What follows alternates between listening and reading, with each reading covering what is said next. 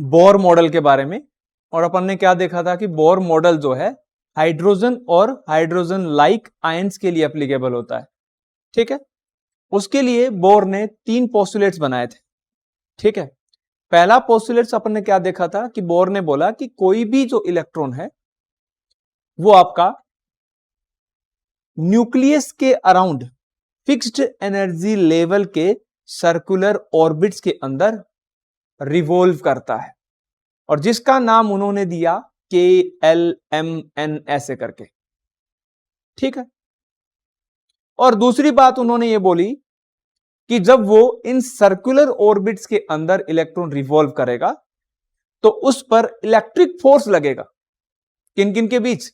Electron और nucleus के बीच, क्योंकि न्यूक्लियस के अंदर क्या है? पॉजिटिव चार्ज है, और इलेक्ट्रॉन के पास कैसा है? Negative charge. तो उनके बीच अट्रैक्शन टाइप का इलेक्ट्रिक फोर्स लगेगा। और सर्कुलर पाथ जब कोई ऑब्जेक्ट करता है तो सर्कुलर पाथ में सर्कुलर मोशन होने के लिए सेंट्रीपिटल फोर्स लगता है या centrifugal, according to the frame of reference. पर अभी अपन क्या लेके चल रहे हैं? सेंट्रीपिटल। तो दोनों का अपन ने इक्वेट करके इक्वेशन निकाल ली थी, 1/4πε0 ZE² इक्वल टू mv²r, जहां पर m mass of electron, v velocity of electron और r उस सर्कुलर ऑर्बिट की रेडियस है। z क्या था? आपका एटॉमिक नंबर बोलते हैं अपन। ठीक है, कि आपका जितना ज्यादा आपका एटम का साइज होगा उतना ही ज्यादा उसके अंदर क्या प्रेजेंट होंगे?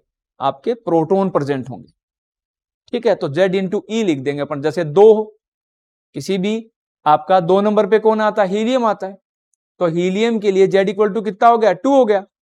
और बेसिक चार्ज अंदर प्रोटॉन है तो 2 इंटू ई लिख देंगे। समझ में आएगी नहीं बात? और इलेक्ट्रॉन के पास तो ई ही होता है। तो इस प्रकार से अपन ये लो यहां पर लगा देंगे। ठीक है, दूसरा पोस्टुलेट्स क्या बोलता है कि भाई इलेक्ट्रॉन जब आपका न्यूक्लियस के चारों ओर उन्हीं ऑर्बिट के अंदर चक्कर लगाएगा, रिवॉल्व करेगा, जिनके लिए एंगुलर जो मोमेंटम होता है इलेक्ट्रॉन का वो NH/2π के इक्वल हो, या एंगुलर मोमेंटम क्या हो? क्वांटाइज्ड हो। ठीक, तीसरा जो आपका पोस्टुलेट था वो क्या बोलता है कि जब इलेक्ट्रॉन ग्राउंड स्टेट से हायर एनर्जी के स्टेट में जाता है या हायर स्टेट से ग्राउंड स्टेट में आता है तो उसको एनर्जी की, जब लोअर से हायर में जाएगा तो एनर्जी देनी पड़ेगी in the form of radiation energy, जिसको अपन ने क्या लिखा था? E equal to hν। और जब हायर से ग्राउंड में आएगा तो वो रेडिएशन एनर्जी बाहर निकालेगा। समझ में आ गई इतनी बात? फिर अपन ने एक कैलकुलेशन की थी कि भाई रेडियस ऑफ सर्कुलर जो ऑर्बिट है इलेक्ट्रॉन की वो कितनी आती है। तो अपन ने उसका फॉर्मूला निकाला था R equal to h²ε0 n² divide में πm e² z। अपन ने बोला था बाकी सारी क्वांटिटी कैसी है? कांस्टेंट क्वांटिटी है, केवल n और z वेरिएबल हो सकते हैं। n क्या है? आपकी ऑर्बिट के कौन सा ऑर्बिट है? ठीक है, n इक्वल टू 1 2 3 4 हो सकता है। और z क्या है? Atomic number. हाइड्रोजन के लिए ले रहे थे इसलिए z का वैल्यू अपन ने 1 पुट किया था। ठीक है, और हाइड्रोजन में केवल पहली ही आपका क्या बोल रहे हैं अपन? एक ही आपका ऑर्बिट है, इसलिए n का वैल्यू 1 लेकर पहले ऑर्बिट की अपन ने रेडियस निकाल ली थी। कितनी आई थी? 0.529 एंगस्ट्रम। दूसरी का पूछेगा तो n के लिए n का वैल्यू कितना पुट कर देंगे? 2। थर्ड का पूछेगा 3 4, ऐसे करके। समझ में आएगी नहीं बात? ये आज की क्लास में अपन कर रहे हैं ऑर्बिटल स्पीड। लिखो, orbital speed of electron. Orbital speed of electron. ठीक है, अब लिखेंगे अकॉर्डिंग टू सेकंड पोस्टुलेट।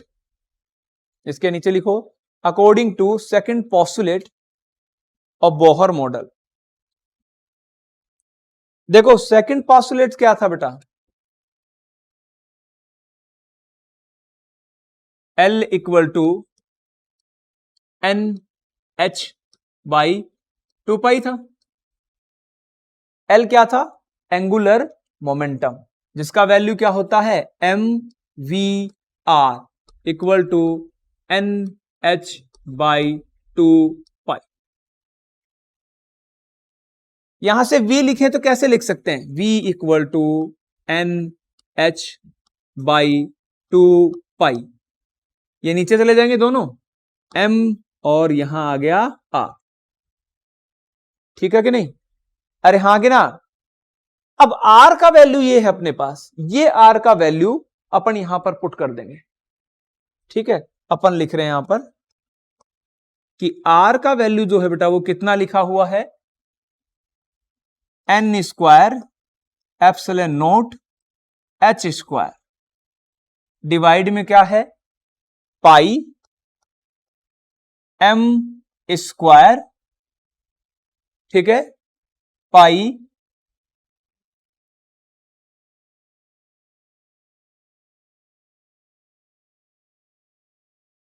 क्या है बेटा? पाई e स्क्वायर m और z।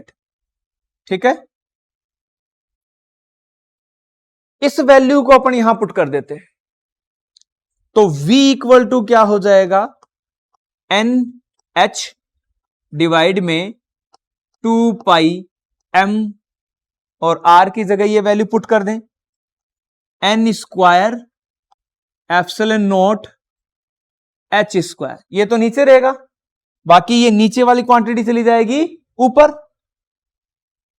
तो ऊपर क्या चला जाएगा? पाई e स्क्वायर m और z।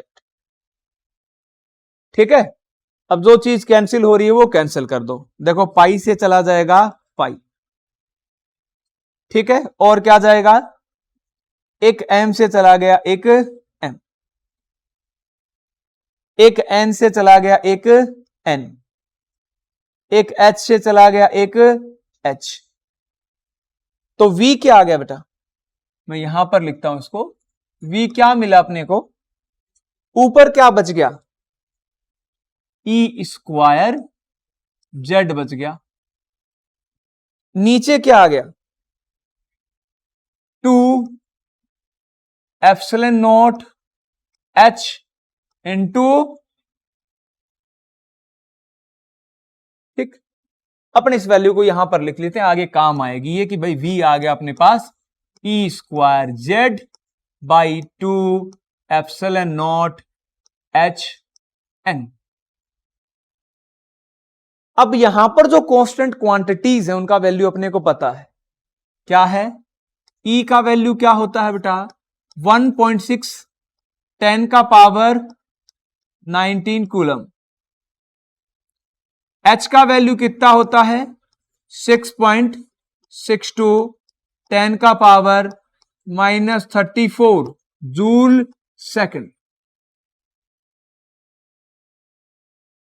एप्सिलॉन नोट का वैल्यू क्या होता है? 8.85 10 का पावर -12। यूनिट क्या हो जाएगी? Coulomb square by newton into second. एक मिनट, न्यूटन मीटर स्क्वायर। क्या होगी बेटा ये? Newton metre square. समझ आएगी नहीं बात? ये वैल्यू सारी अपन यहां पर पुट करेंगे तो v इक्वल टू अपने पास निकल के आएगा 2.18 इंटू 10 का पावर 6 z बाई n। और ये किस में रहेगा? मीटर पर सेकंड। समझ में आया कि नहीं? बेसिक चीज की है। मैंने क्या बोला कि सेकंड पोस्टुलेट क्या होता है? L equal to NS by 2 pi. L की जगह क्या होता है? MVR angular momentum. R को और M को नीचे ले गए तो V का वैल्यू आ गया। इस वाले में अपन ये R का वैल्यू यहां पुट कर देते हैं, तो जब ये R का वैल्यू अपन ने यहां पर पुट करा तो अपने पास ये आ गया। ठीक है, इसको अपन ने आगे चल के इसमें वैल्यू पुट की स्मॉल e की, एच की और एप्सिलॉन नॉट की। तीनों वैल्यू पुट करने के बाद अपन जब इसको सोल्व करेंगे तो आएगा 2.18 इंटू 10 का पावर 6 जेड बाई एन। क्या आ जाएगा ये? जेड बाई एन आ जाएगा। ठीक है, तो इसको उतारो तुम लोग। नेक्स्ट लिखो बेटा, total energy of orbital electron.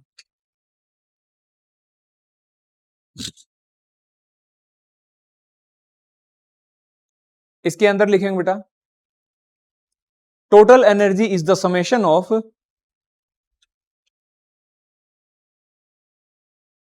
Kinetic energy and potential energy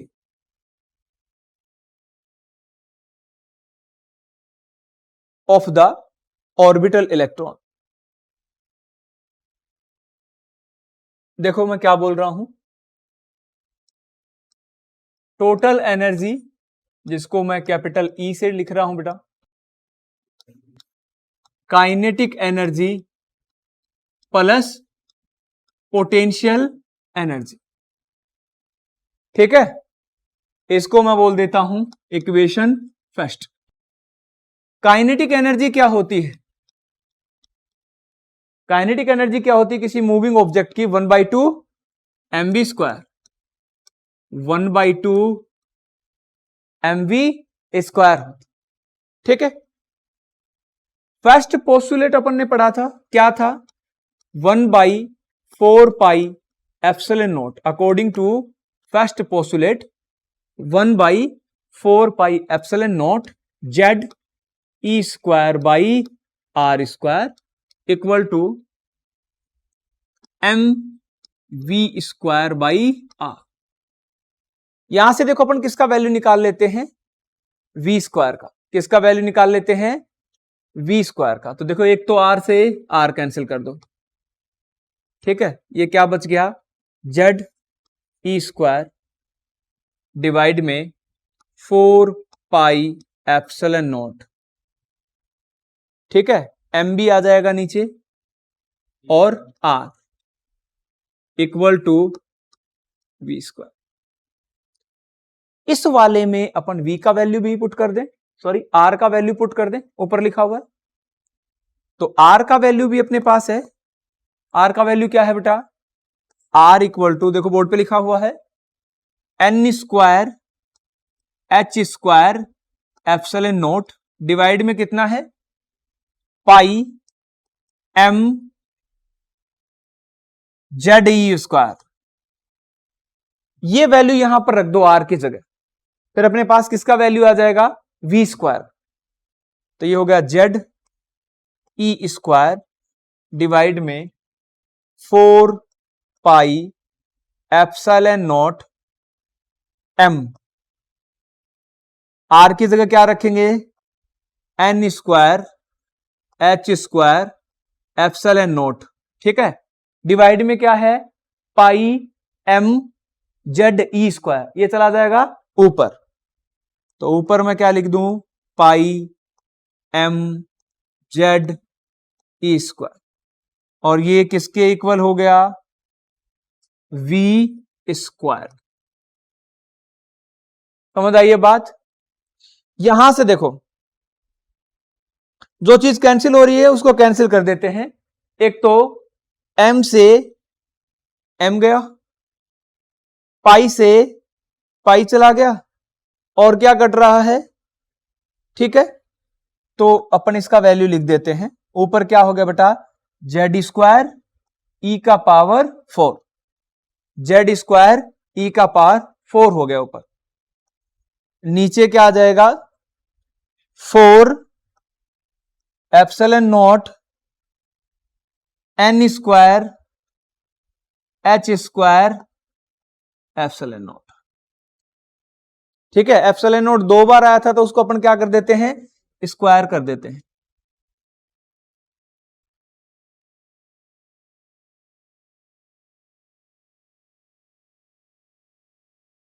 ठीक है, ये वी स्क्वायर का वैल्यू अपन पुट कर देंगे काइनेटिक एनर्जी में। इसको अपन इक्वेशन सेकंड बोल देते हैं, इसको इक्वेशन थर्ड बोल दो, using equation second and third, using equation second and third. V square का वैल्यू पुट कर देते हैं। तो वी स्क्वायर का वैल्यू जब पुट करेंगे तो काइनेटिक एनर्जी क्या हो जाएगी बेटा, 1/2 m। वी स्क्वायर का वैल्यू कितना है, जेड स्क्वायर ई का पावर 4 डिवाइड में 4 epsilon naught square N square H square. इसको अपन रीअरेंज करके लिख सकते हैं। काइनेटिक एनर्जी कितनी आ गई है, m जेड स्क्वायर ई का पावर 4, ठीक है, 8 epsilon naught square N square H square. Kinetic energy आ गई। अब निकाल लेते अपन पोटेंशियल एनर्जी। पोटेंशियल एनर्जी क्या होती है बेटा, K Q1 Q2 by R। Potential energy होती है K Q1 Q2 by R होता है। K का वैल्यू कितना होता है, 1/4 पाई एप्सिलॉन नॉट। Q1 कितना आएगा, चार्ज ऑन न्यूक्लियस, तो मैं इसको लिख देता हूं 1/4 पाई एप्सिलॉन नॉट, ठीक है। Q1 कितना आएगा, Z इंटू ई, ठीक है। Q2 कितना आएगा, माइनस ई, इलेक्ट्रॉन पर कैसा चार्ज है, माइनस ई, क्योंकि potential energy is a scalar quantity, तो जो भी साइन आता है जिस भी क्वांटिटी के साथ, वो साइन के साथ रखा जाएगा। नीचे आर का वैल्यू देखो यहां साइड में लिखा हुआ क्या है, N square H square epsilon naught, और ऊपर क्या चला जाएगा, पाई एम जेड स्क्वायर, ठीक है। तो ये क्या हो जाएगा, ई का स्क्वायर। तो पोटेंशियल एनर्जी कितनी आ गई बेटा, टोटल क्या हो गया, ये पाई से पाई कैंसिल कर दें, पाई से गया पाई, और कोई चीज कटेगी, अरे कट रही है क्या, नहीं, तो अभी लिख देते हैं इसको, ऊपर हो जाएगा जेड स्क्वायर ई का पावर 4 m, और कैसे साइन के साथ, माइनस के साथ, माइनस जेड स्क्वायर ई का पावर 4 हो जाएगा ऊपर, ठीक है। नीचे क्या आ जाएगा, 4 एप्सिलॉन नोट का स्क्वायर एन स्क्वायर, अरे आगे पोटेंशियल एनर्जी। अब ये काइनेटिक एनर्जी और पोटेंशियल एनर्जी का वैल्यू इक्वेशन फर्स्ट में रख देते हैं। समझ में आया कि नहीं? तो मैं क्या कर रहा हूं, putting the value of kinetic energy and, तो क्या हो जाएगा, total energy E equal to, kinetic energy कितनी आ गई बेटा, m Z square E square divide में 8 epsilon naught square N square H square, ठीक है। फिर उसके बाद प्लस का साइन है, पर पोटेंशियल एनर्जी कैसे आई है, माइनस, तो minus m Z square E का पावर 4 डिवाइड में 4 epsilon not an square H square, ठीक है, एप्सिलॉन नॉट का स्क्वायर। जैसे लिखा हुआ है वैसे एज इट इज ये वैल्यू अपन ने पुट कर दी। समझ में आई यहां तक बात? अब देखो इसके अंदर कॉमन आ रहा है, क्या कॉमन आ रहा है, m Z square E square epsilon naught का square N square H square, और नीचे से 4 भी कॉमन ले सकते हैं। समझ में आया कि नहीं? तो इधर तो बच जाएगा 1/2 और वो बच जाएगा -1। समझ में आया कि नहीं? तो नेक्स्ट पेज में मैं इसको कर रहा हूं, ठीक है। एक बार उतार लो इसको, रोकना।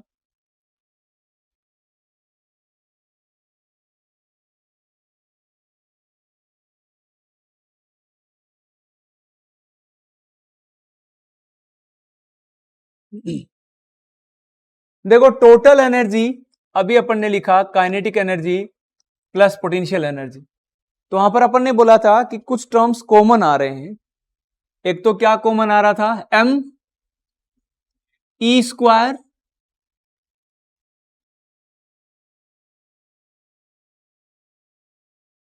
जेड की पावर कितनी आ रही है, स्क्वायर है या 4 है, जेड स्क्वायर ई की पावर 4, जेड स्क्वायर ई की पावर 4। ठीक है, नीचे क्या कॉमन आ रहा है, 4 epsilon naught square N square H square, ये कॉमन ले लिया अपन ने। ठीक है, पहले टर्म में से क्या बच गया, 1/2, कितना बचेगा 1/2, और दूसरा तो एज इट इज आ ही गया है तो -1। ठीक है, तो टोटल एनर्जी कितनी आ गई है, ये कितना बचेगा -12, फिर से 8 हो जाएगा नीचे, तो हो गया -m जेड स्क्वायर ई का पावर 4, नीचे आ जाएगा 8 epsilon naught square N square H square. समझ आई ये बात, अरे आई कि नहीं।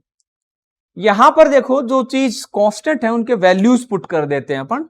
देखो m मास ऑफ इलेक्ट्रॉन और वो कितना है 9.1 10 का पावर -31 kg। दूसरा है आपका E और इसका वैल्यू कितना होता है बेटा 1.6 10 का पावर कूलम।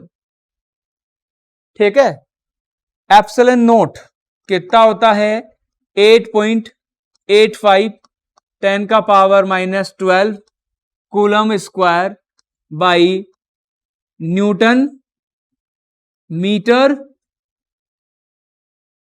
एच। 6 कितना आता है 6.62 10 का पावर -34 जूल सेकंड। ठीक है, ये सारे वैल्यू अपन यहां पर पुट कर देते हैं तो बेटा टोटल जो एनर्जी आएगी उसका फॉर्मूला जो निकल कर आएगा वो आएगा -13.6। ठीक है, ऊपर क्या आएगा जेड स्क्वायर और नीचे आएगा एन स्क्वायर, और ये किस में आता है इलेक्ट्रॉन वोल्ट में। जब ये वैल्यूज रखेंगे तो ये ऐसा ही सिस्टम में आएगा, किस में आएगा जूल में आएगा, पर इसको कन्वर्ट कर देंगे किसमें इलेक्ट्रॉन वोल्ट के अंदर। मैंने लिखा था आपको 1 इलेक्ट्रॉन वोल्ट कितने के इक्वल होता है 1.6 10 का पावर -19 जूल के।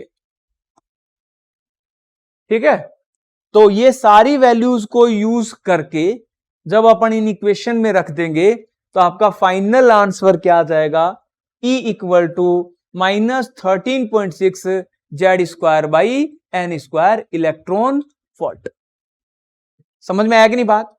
देखो अपने पास टोटल एनर्जी आपका कितनी आई थी, टोटल एनर्जी जो आ गई अपने पास वो कितनी आ गई -m जेड स्क्वायर ई का power 4 divide by 8 epsilon naught square N square H square. ठीक है, अरे आया कि नहीं बात।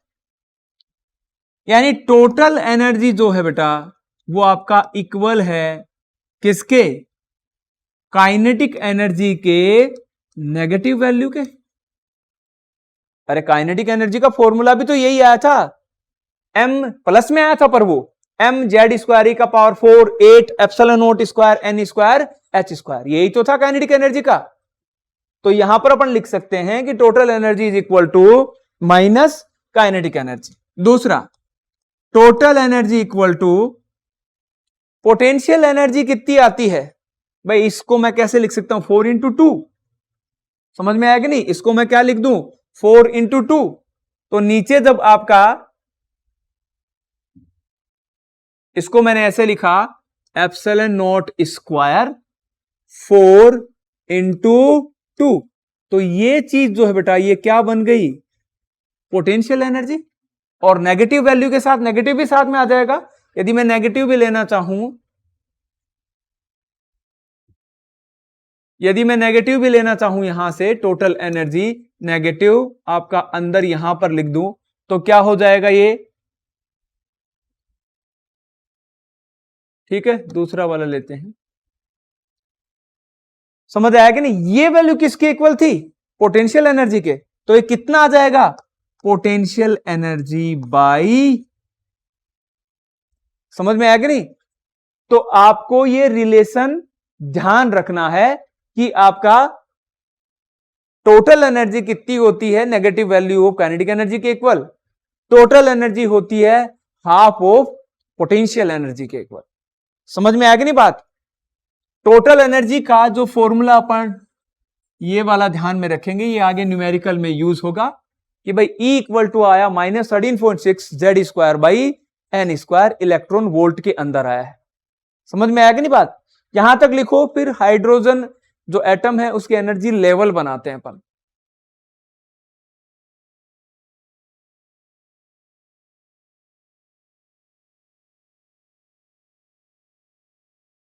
कर रहे हैं energy levels of hydrogen atom, energy levels of hydrogen atom.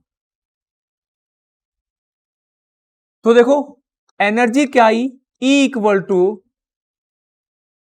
-13.6 क्या था एन स्क्वायर बाई, एक मिनट,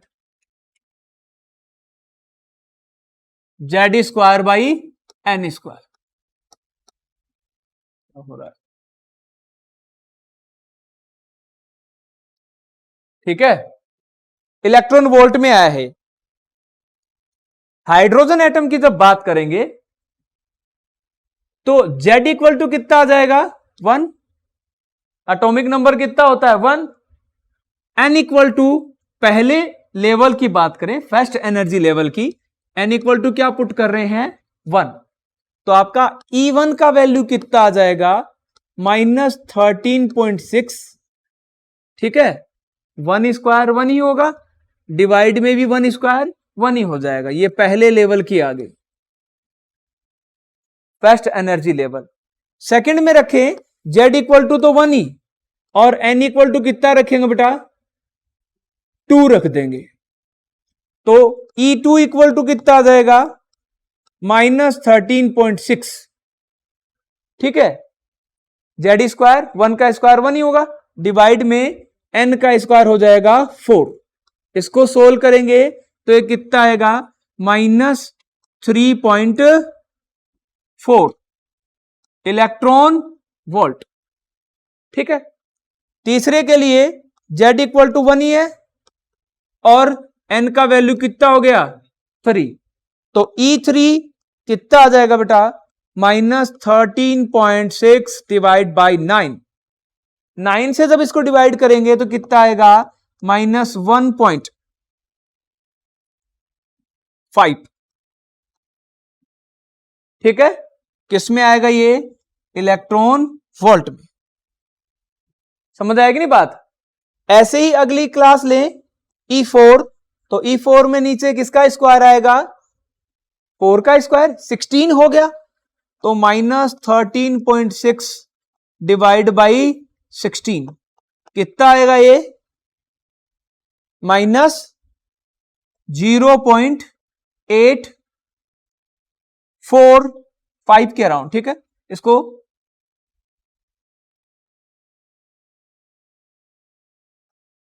इलेक्ट्रॉन वोल्ट, ऐसे आगे करते जाएंगे, अपनी अलग अलग एनर्जी लेवल्स बनते जाएंगे। तो अपन जब इसका एनर्जी लेवल बनाएं तो देखो सबसे नीचे N इक्वल टू 1 रखा है पहली के लिए, उसमें कितना है -3.6 इलेक्ट्रॉन वोल्ट। दूसरी कितने पर आई? दूसरा जो एनर्जी लेवल आया n इक्वल टू 2, और इस पर कितना आया है बेटा? -3.4 इलेक्ट्रॉन वोल्ट। तीसरे पर -1.5। तो इनमें क्या हो रहा है? एनर्जी का गैप घट रहा है। अगला कितना आ जाएगा? n इक्वल टू 3 पर ये कितना आ गया बेटा? -1.5, -1.5 मिल गया है। उसके बाद और कम हो गया, -0.85 इलेक्ट्रॉन वोल्ट, और आगे चल के ऐसे ही चलता जाएगा। ये n इक्वल टू कितना था? 4, n equal to 5, n equal to 6। समझ में आएगा नहीं? तो इस प्रकार से एनर्जी लेवल, जो एनर्जी गैप है, वो कंटिन्यूअसली क्या होता चला जाएगा? कम होता चला जाएगा। यहां पर ज्यादा था, इसमें और कम हुआ, फिर और कम हुआ, फिर और कम। तो ऐसे एनर्जी गैप जो है दो कॉन्जुगेट्स लेवल के बीच में, वो रिड्यूस हो जाएगा। समझ में आएगा नहीं? तो यहां तक लिखो।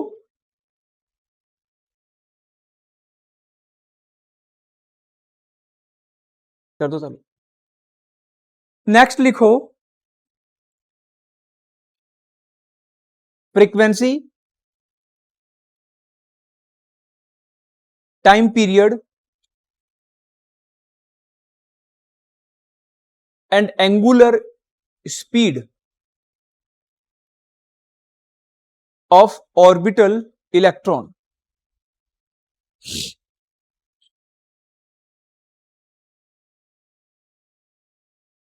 देखो, जब अपन बोले कि अपने को टाइम पीरियड कैलकुलेट करना है, तो ये है अपना न्यूक्लियस, और इसके चारों ओर कौन रिवॉल्व कर रहा है? इलेक्ट्रॉन। आर रेडियस का पाथ है, यहां पर इलेक्ट्रॉन। ठीक है?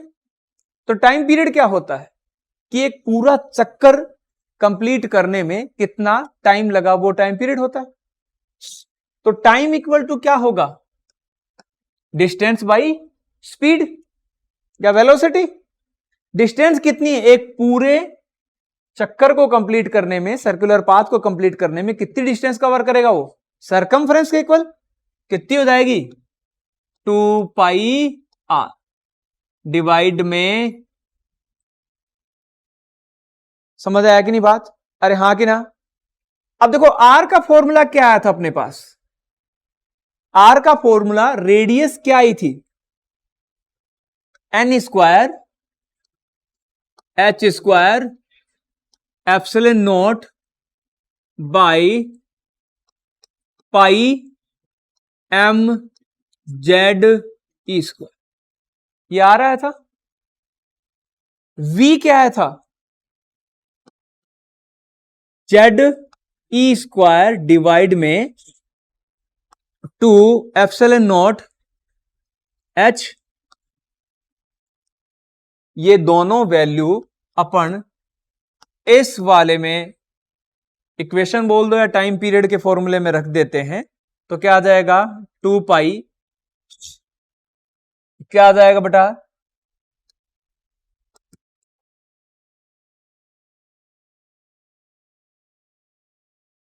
क्या आ गया? 2π। आर का वैल्यू कितना है? n square h square epsilon not divide में कितना है? पाई m z ई स्क्वायर। ठीक है? डिवाइड में v लिखेंगे, z ई स्क्वायर, ऊपर क्या चला जाएगा? 2 एप्सिलॉन नॉट h m। ठीक है? अच्छा, ये आपका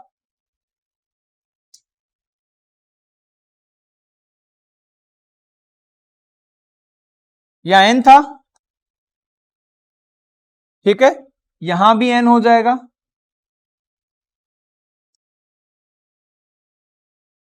ठीक है?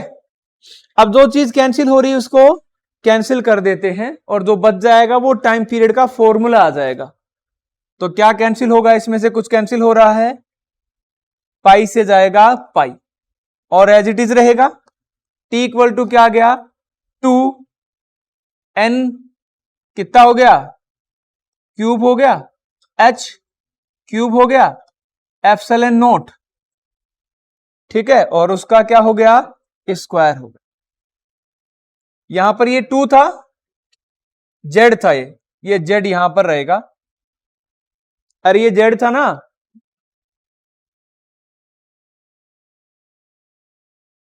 हाँ, तो ये 4 हो जाएगा, यहां पर कितना हो जाएगा, 4, ठीक है। तो ये हो गया 4n क्यूब, h आपका क्यूब हो गया, एप्सिलॉन नॉट स्क्वायर हो गया, ऊपर ठीक है। नीचे क्या आ जाएगा, m z स्क्वायर e का पावर, ये क्या आ गया आपका, टाइम पीरियड का फॉर्मूला आ गया। फ्रीक्वेंसी क्या होगी, फ्रीक्वेंसी होती है रेसिप्रोकल ऑफ टाइम पीरियड। तो इसको उलट देंगे तो अपने पास क्या आ जाएगा, फ्रीक्वेंसी आ जाएगी। एंगुलर स्पीड निकालें तो वो होता है omega equal to 2 pi by T. क्या होता है, omega equal to 2 pi by T. समझ में आएगी नहीं बात को, कैसे करते हैं अपन, 2 पाई बाई टी से, या इसको 2 पाई इंटू एफ से भी कैलकुलेट कर सकते हैं। एफ यहां पर क्या है, फ्रीक्वेंसी, टी टाइम पीरियड है। समझ में आएगा नहीं, टाइम पीरियड का मतलब क्या हुआ कि भाई एक पूरा आपका सर्कुलर पाथ जो इलेक्ट्रॉन कंप्लीट करेगा उसमें कितना टाइम कंज्यूम करेगा, वही उसका क्या हो जाएगा, टाइम पीरियड। तो अपन ने बोला टाइम पीरियड इक्वल टू क्या होता है, डिस्टेंस बाई वेलोसिटी। डिस्टेंस कितनी कवर की एक पूरे सर्कुलर पाथ को कंप्लीट करने में, 2 पाई आर, सर्कमफ्रेंस के equal divide by V. R का फॉर्मूला अपन ने पहले निकाला है, वी भी निकाल रखा है, अपन ने दोनों इस फॉर्मूले में रख दिए। रखने के बाद अपने पास टाइम पीरियड आ गया। अपन कह रहे हैं कि टाइम पीरियड को उल्टा कर दिया जाए, फ्रीक्वेंसी आ जाएगी, और ओमेगा इक्वल टू क्या होता है, 2 पाई बाई टी। समझ में आएगी नहीं बात, इसको उतारो।